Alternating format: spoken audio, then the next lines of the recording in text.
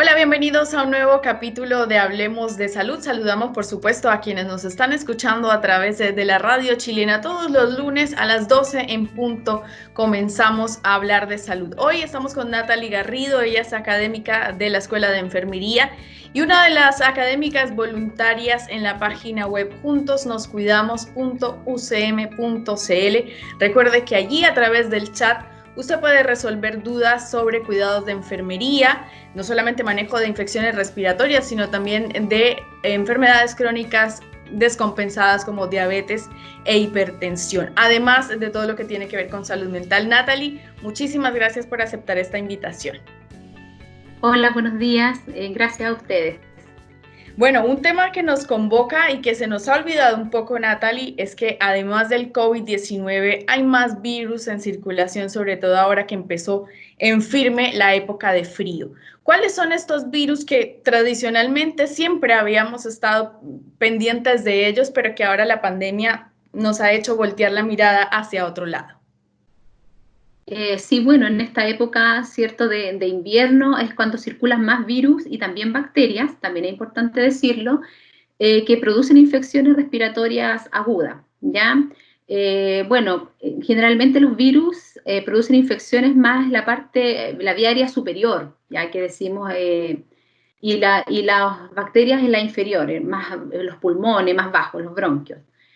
Y bueno, los virus, aquí tenemos hartos virus que están circulando, ¿cierto?, en esta época del año, o que estamos más propensos, más vulnerables a adquirirlo, como son, por ejemplo, el virus de la influenza, ¿ya? Que, ¿cierto?, es por eso la importancia de la vacunación, sobre todo en los grupos de riesgo. Tenemos también el virus de la parainfluenza, que se asocia más a enfermedades más bajas, como de bronquitis, neumonía, virus sincicial también, que es muy importante, y también es altamente, cierto, peligroso en los niños menores de 1 año y en adultos mayores. Y otros virus también, como el adenovirus, por ejemplo, también son otros virus que producen enfermedades respiratorias. Has hablado de bacterias. ¿Cuáles son, qué enfermedades nos pueden provocar estas bacterias que también nos encontramos en invierno? Sí, generalmente las bacterias producen enfermedades más como las bronquitis, las neumonias, más bajas. Enfermedades también complicadas, ¿cierto? Que van a requerir un tratamiento de antibiótico. Ahora, es un tratamiento, ¿cierto?, que necesita, ¿cierto?, de la atención médica, y en muchas veces también se puede hacer un tratamiento en domicilio. En algunos casos, ¿cierto?, cuando ya hay más complicaciones, más sintomatología, en ese caso hospitalizado, pero también en domicilio. Y sí. Bueno, la influenza, esperamos que todos los oyentes y quienes nos están viendo a través del canal de YouTube y de las redes sociales se hayan vacunado. Si son población de riesgo, debe ser prioritario. Aquellos trabajadores que están, cierto, en constante, en terreno constantemente. Estamos hablando de periodistas, trabajadores agrícolas que también fueron vacunados en su momento. Pero has mencionado el virus sincicial, que resulta ser particularmente grave para los niños. ¿Cuáles son las primeras señales de este virus, Natalie? Bueno, este virus comienza en las personas, ¿cierto? Los adultos, niños mayores, adultos jóvenes, produce algo similar a un resfrío, ¿ya? Pero los niños menores de 1 año y adultos mayores ya presentan más complicaciones, los síntomas son más severos. Los síntomas que tenemos que estar, ¿cierto?, pendientes, son síntomas de alarma. Acá tenemos, por ejemplo, lo principal es la dificultad respiratoria, que al niño le cueste respirar. ¿Y cómo nosotros podemos observar eso? Podemos ver porque en primera instancia podemos ver el aleteo nasal de los niños, el movimiento de la nariz al tratar de captar más oxígeno. También podemos ver en el cuello cómo se hunde también la musculatura, hay una ocupación de musculatura accesoria para poder respirar. El hundimiento costal también, que nosotros veamos en la respiración, el hundimiento, ¿cierto?, de costillas sea visible, la respiración con el abdomen, también con la guatita. Todos esos síntomas, todas esas señales, esos signos nos van a hacer que nosotros sospechemos, ¿cierto?, que el niño está con una gran dificultad respiratoria. A eso sumado, que puede tener una coloración azulada en el labio, en el rostro también, fiebre, decaimiento, ¿cierto?, que el niño quiera solo dormir, no reaccione mucho o esté con mucho llanto, y que no tenga apetito, por ejemplo, que no reciba las leches, que es importante, que no quiera comer. Todos esos síntomas son síntomas ya graves de alarma, donde deben consultar ya de manera inmediata. Natalie, ¿y en los adultos mayores el virus sincicial se manifiesta de igual manera? Sí, cuando ya está, ¿cierto? Hay algunas complicaciones, hay síntomas que ya este virus está, ¿cierto? En un nivel más avanzado en estas personas mayores que son también vulnerables, pueden haber síntomas similares, pero bueno, la principal diferencia, ¿cierto? Que estas personas mayores quizás nos puedan comunicar que se sienten mal, que no tienen apetito, que les duele la cabeza. Es más fácil quizás que ellos nos digan que se sienten mal, en diferencia de los niños, ¿cierto? Que ellos no hablan, no nos pueden decir lo que les ocurre, sino que somos nosotros quienes tenemos que estar, ¿cierto?, atentos y alertas a los síntomas, a la sintomatología que ellos van presentando.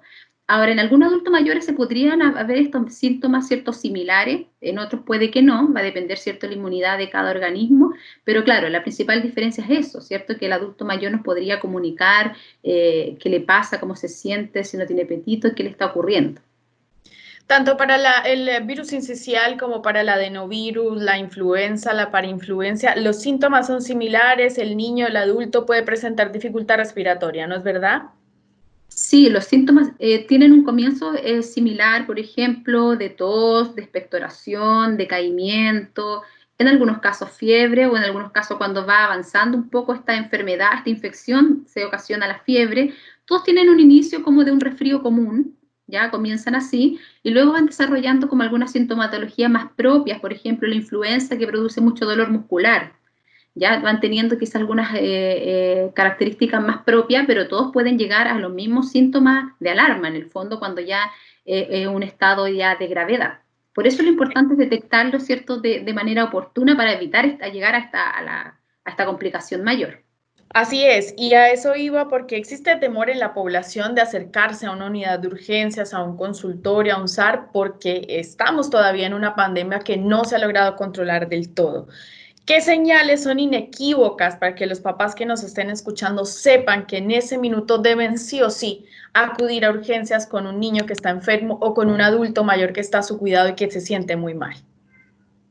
Bueno, los síntomas de urgencia son la fiebre, el decaimiento con inapetencia, la dificultad respiratoria con hundimiento costal, uso de musculatura accesoria que nosotros veamos, ¿cierto?, que le cuesta mucho respirar.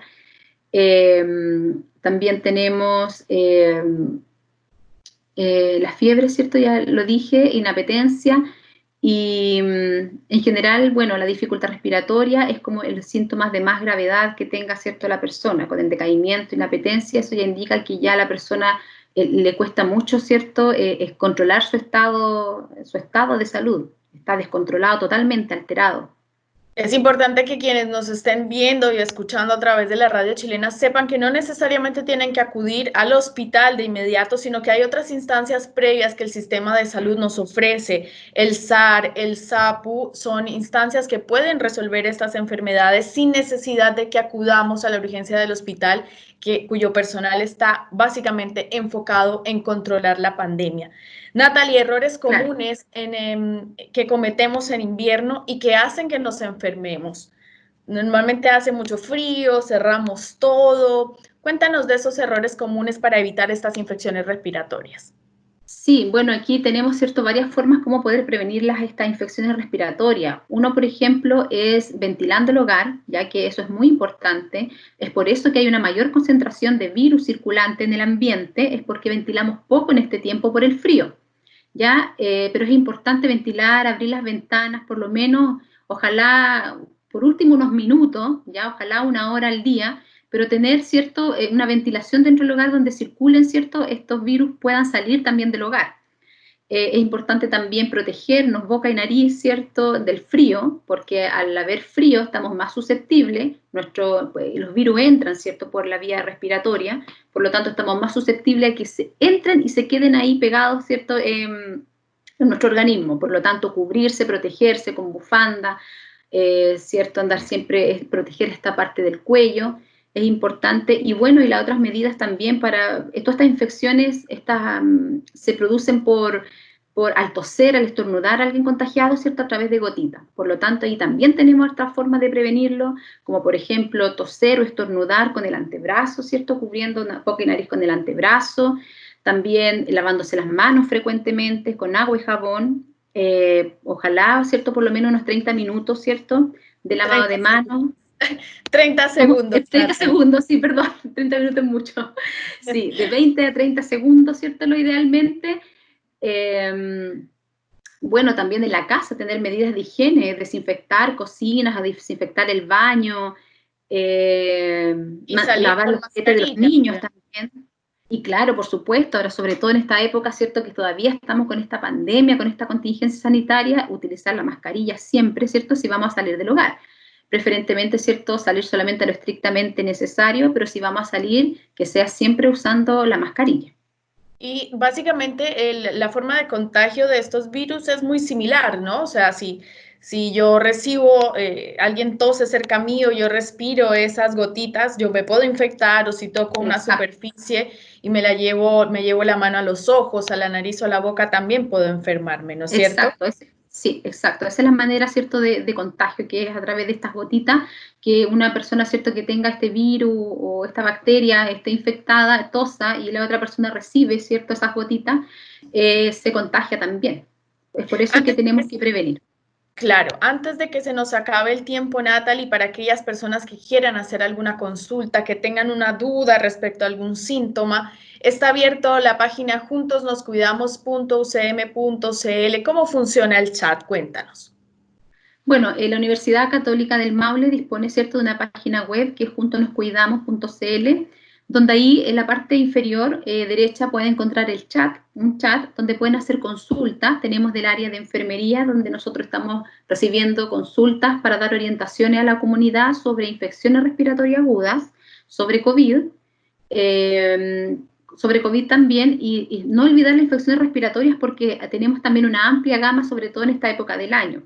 Además, también comenzamos a hacer también algunas orientaciones para las personas que tengan algún tipo de descompensación o que sufran enfermedades cardiovasculares, como la hipertensión y la diabetes también. ¿Ya? Sabemos que los sistemas, ¿cierto?, de salud están priorizando en este momento todo lo que es COVID, por lo tanto, también queremos nosotros otorgar una orientación a las personas si tienen dudas frente a alguna sintomatología, ¿cierto?, cuando es importante que consulten, por ejemplo, a su médico en control o a una unidad de emergencia, que lo cual es distinto, ¿cierto? No, sabemos que no todos los pacientes tienen que ir a la unidad de emergencia, sino que algunos se pueden resolver algunas de otra manera, ¿ya? Entonces, solamente lo estrictamente necesario que consulte para así también no colapsar los servicios. Por lo tanto, nosotros estamos con esta atención a través de la página de la parte de enfermería con estas orientaciones, y también existe un área, ¿cierto?, de psicología donde también se dan orientaciones con respecto a la salud mental. Así es. Así que si usted tiene dudas, juntosnoscuidamos.ucm.cl es un chat que está abierto de lunes a viernes de 10 de la mañana a 18 horas para que no colapsemos los servicios de urgencia ni el sistema sanitario y podamos hacer una consulta previa. Natalie, muchísimas gracias por estar con nosotros hoy. Muchas gracias a ustedes y bueno, esperando, ¿cierto?, que la comunidad tome, ¿cierto?, todos estos consejos, estas orientaciones, cuide su salud, cuide la salud de su familia y también puedan prevenir todas estas enfermedades que son altamente prevenibles. Entonces quedémonos en la casa, tomemos todos los resguardos necesarios para que así sea. Así es, en lo posible quedémonos en la casa y desde acá también un agradecimiento a todo el personal de salud que sigue combatiendo la pandemia. Nosotros nos veremos en otro episodio. Síganos a través de las redes sociales, @faxa_UCM. Revise este y otros capítulos en nuestro canal de YouTube y recuerde que nos vemos ahora sí que en la radio todos los lunes a las 12 horas. Hasta la próxima.